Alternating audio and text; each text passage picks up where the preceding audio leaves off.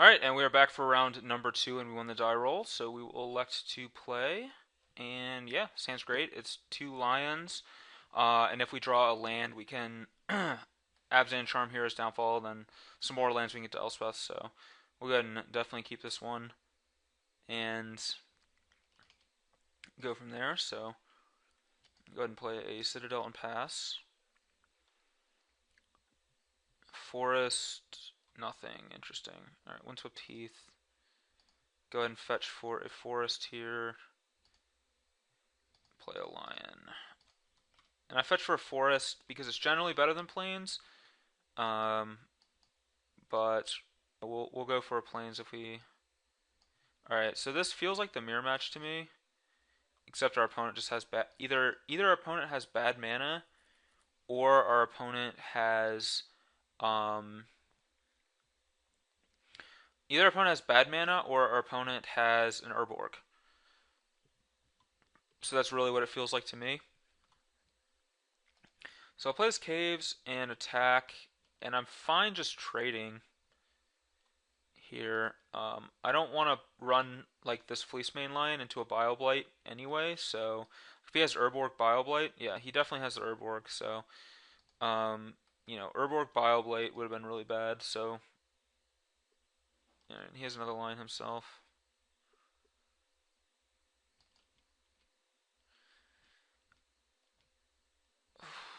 Hmm.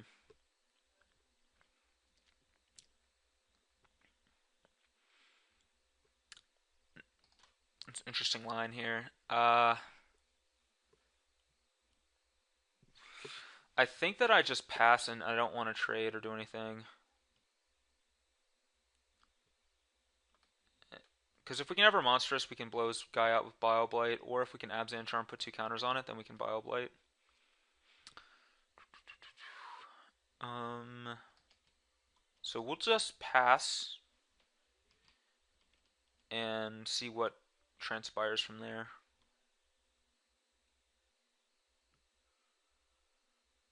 And if he rhinos us, I'm just going to downfall his rhino and then untap and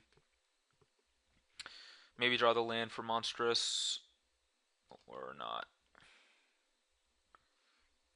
Now, if he attacks us, I am blocking because that puts the ball in his court to either trade, which I'm okay with, um, or like he can like Abzan Charm or something. All right, so he's gonna Abzan Charm to exile our lion, but I'm actually gonna respond to that with Bile Blight on the lions. That way, the lion ends up in our graveyard, which could matter for something like, um, what's the card?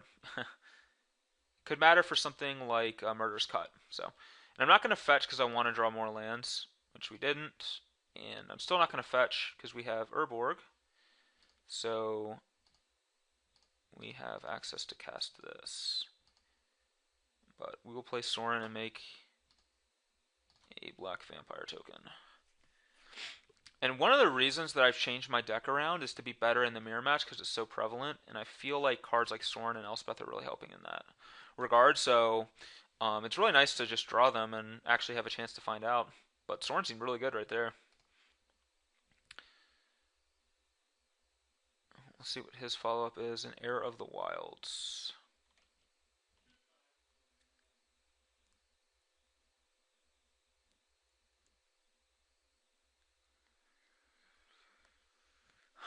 Uh, well, green, black, white, and Afenza. We'll go ahead and pump Sorin. Now, I have to decide if I actually want to attack. I think I do. I don't even mind trading Air for Anafenza if it comes down to it. So, if he plays like a Rhino to make his guy ferocious, I'll just trade.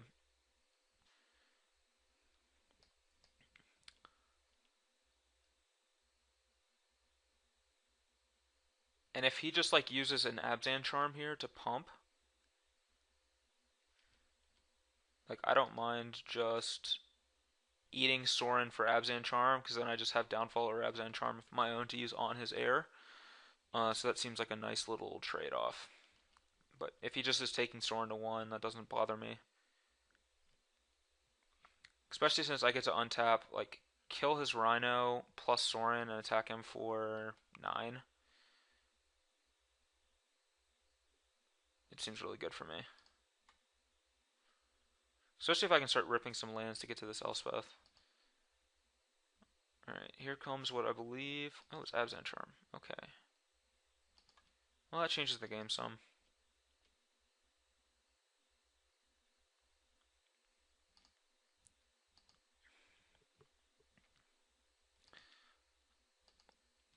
Well, I want to keep this thing so that I can trigger Wingmate Rock with it.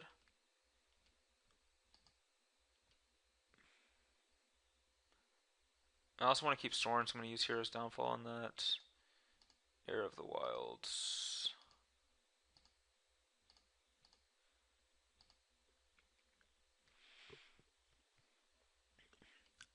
That way, if he drew another white source, he can't Wingmate Rock me. It's pretty important.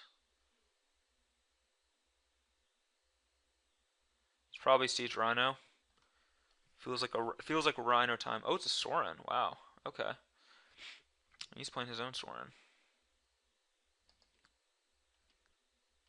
Land, not a land, man.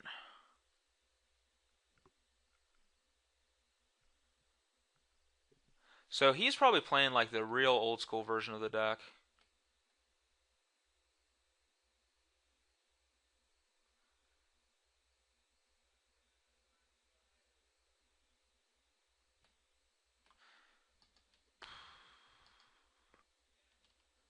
Alright, at this point, oh, let's attack Sorin. I'm actually just going to kill my Sorin off to make another vampire. If he blocks, which he probably will.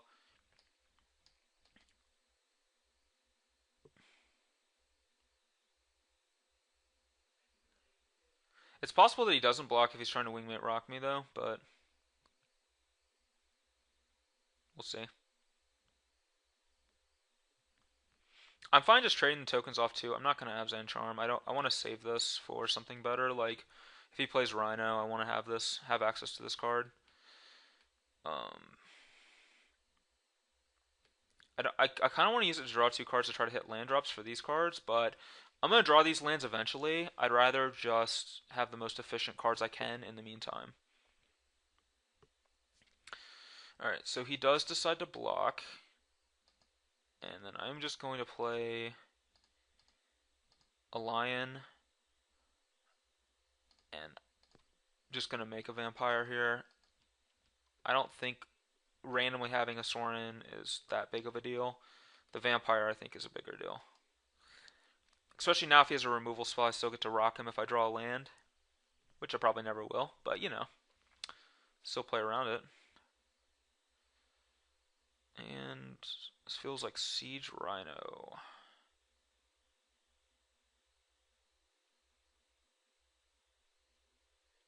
And it is.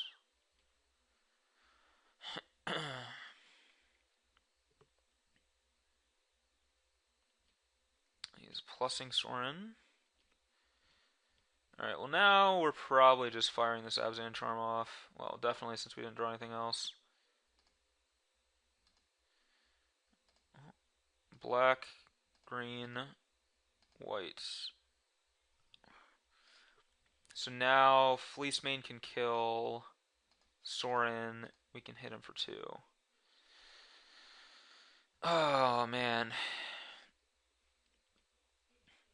Now we just need to draw a land.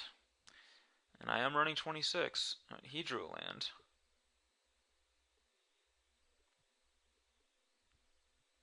He is going to Bioblight my lion. Okay. Play his own. No, play Anafenza? Anafenza, okay. Sure, I'm okay with everything that's transpiring. Yes, alright. It finally happened. Alright. Attack you. And now, Wingmate Rock.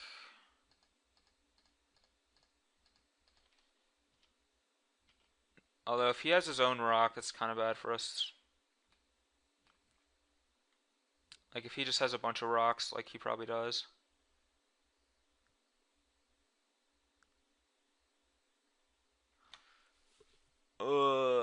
Sure, I just take it. I mean, there's no reason to block. Even if he does have Wingmate Rock, I'm still not going to block.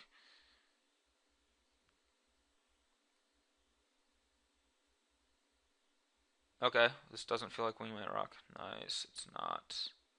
The old version of Abs and Aggro only had like one or two Wingmate Rocks, or almost zero. So, like the deck from the Pro Tour had zero, so he may just not have access to rock. Looks like he's gonna kill one of my creatures. Yeah, he's gonna kill my Wingmate Rock before attacks. But that's fine because I have another one.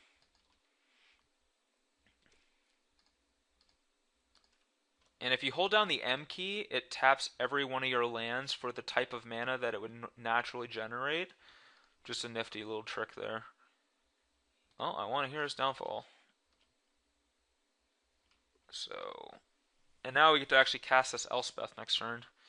If he's assuming he's not just dead, which he might be. We do have 3, 6, 9, 11 power in the air.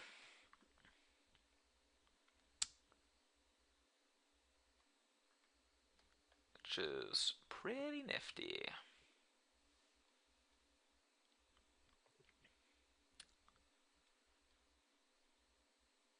And what is this? Rhino?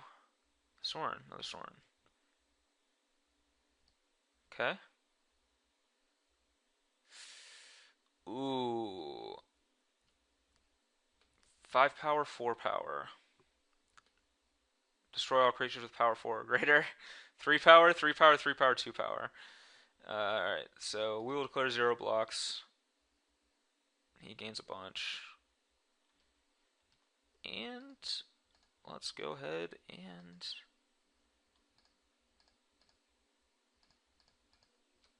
play an Elspeth. And bye-bye. And I think we have the luxury of killing Sorin here.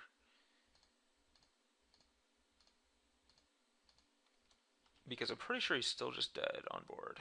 Yeah, he's still dead on board, and getting rid of Sorin is a good idea, and just in case something goes wrong.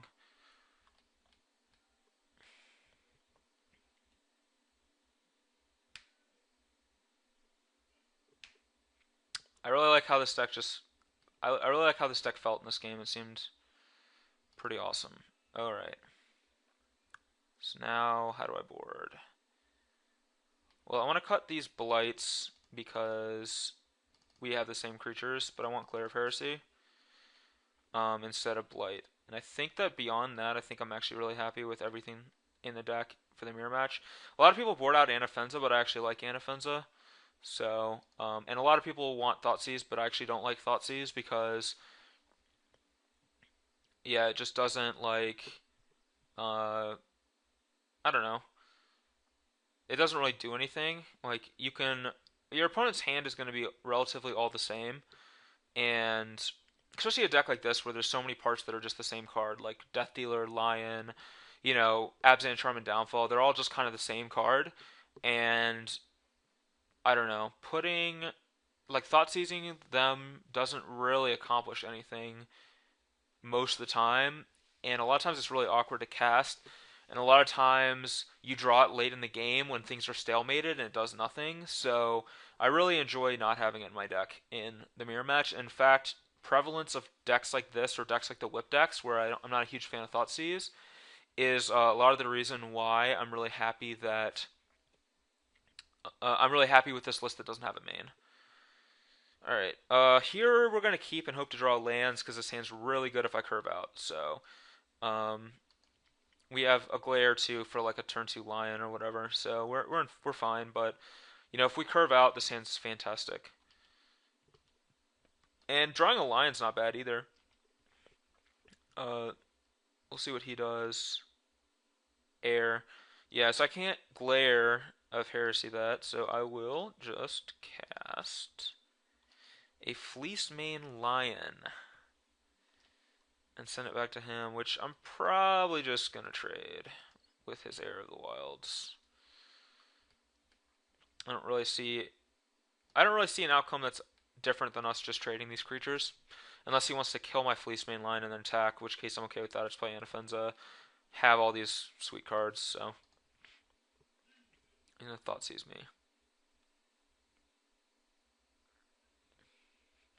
Well, I just badmouth Thoughtseize and I get Thoughtseized, but I mean, again, like, what does he take out of this hand? Like, my hand is so good that um, I can't think of like any single card he can take that really just cripples me. Like if he takes Anafenza, next turn I just Abzan Charm. If he takes Glare, I don't think I'll take Glare. If he takes Rhino, then I just have Anafenza and Lion with Abzan Charm. Like I don't know. It seems rough for him here.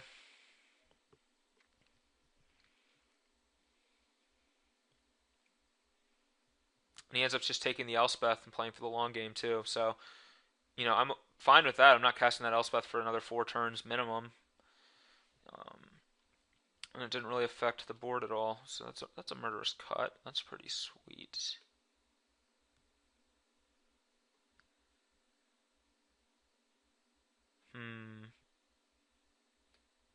Not sure that I want to actually trade. Even though I said that they were probably going to trade, I don't think that I actually want to now that I drew this cut. If I draw a fetch land next turn, I can go like let's say he plays Rhino and I draw a fetch land, I can go Glare, fetch, so that's Elspeth, Glare, fetch in my yard, 2 extra lands, I can also cut the air. So yeah, I'm not even gonna attack here and just try to set up a situation where I can kill this Heir of the Wilds and then start pounding him with these two. But he might have some different plans about that, as they always do.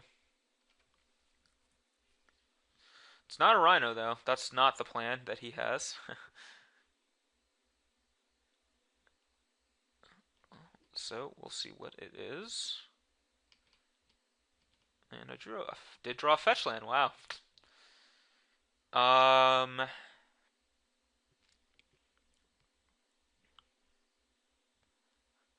He has a removal spell, so I don't like attacking because he just kills one, blocks, and trades with the other. That doesn't put me in a good spot.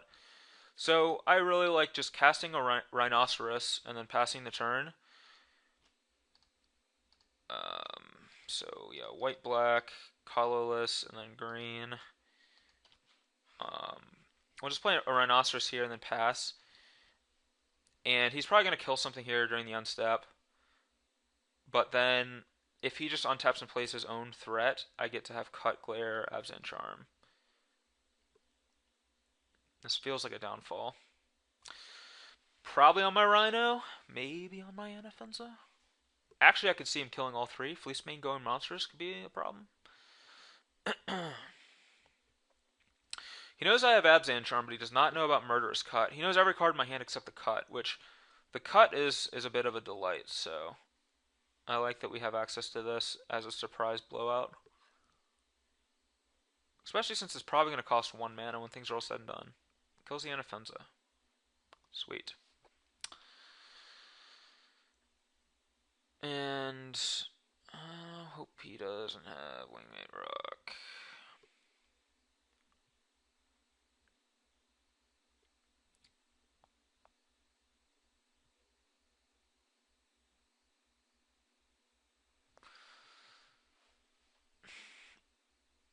You might be tanking on killing this Fleece main line before I get Monstrosity mana. Because once that thing goes ham, once that thing goes monstrous, there's no coming back.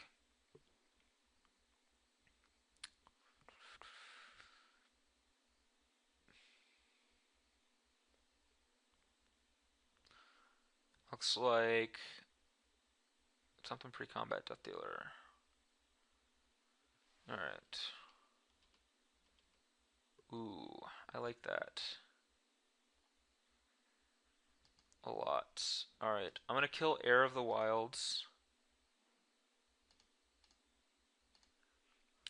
with this, and now I'm gonna have cut mana for Death Dealer. So if he blocks and pumps his Death Dealer,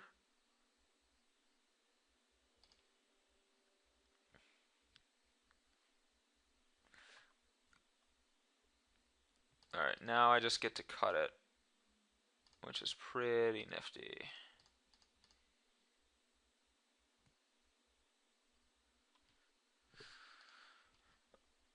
Alright, that worked out really well. About as well as I could ask for, to be honest. Murderous Cut is a delightful magic card.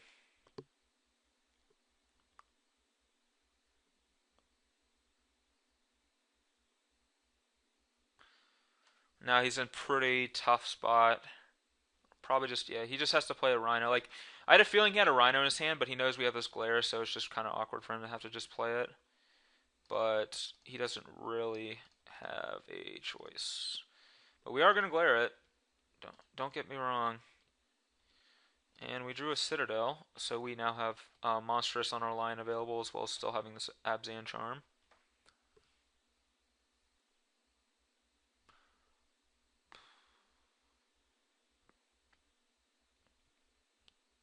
And at this point in the game, it's hard for me to conceive of a situation where he pulls back out. Double removal spell, and then we brick on Abzan Charm is really the only situation I can think of. So I'm gonna hope that he doesn't have that. Yeah, Sorin. Also, kind of felt like he had a Sorin in hand. There's that one turn with air where he tanked for a really long time, and it seemed like he was tanking on maybe playing Sorin. Um, Anafunza. Okay. I think that we just attack. This is a lethal attack, so I'm fine just attacking him and force him to make an action. Yeah.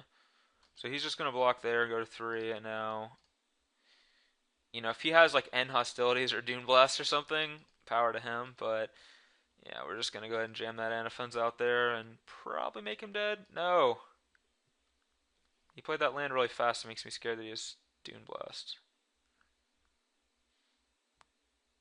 Kind of irrational, but maybe.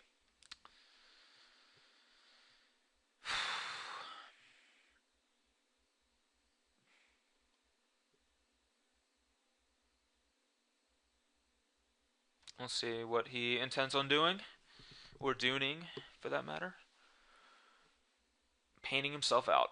Alright, well, we ended up winning pretty convincingly in the mirror, which I built my deck to be better in the mirror, so cool to see that it worked out. Hopefully, you guys enjoyed round number 2, and you'll stick around for round number 3 coming up right after this.